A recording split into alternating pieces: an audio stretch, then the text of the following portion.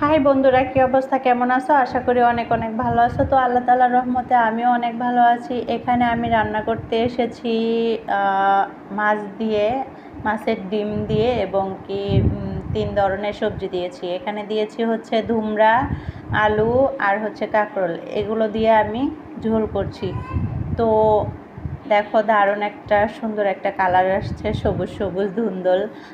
তো অনেক সুন্দর একটা স্মেলও আসতেছে। যাই হোক, আমি আর একটা বিষয় তোমাদের সাথে শেয়ার করছি, সেটা হচ্ছে আমি কিন্তু কারেন্টের চুলায় রান্না করি।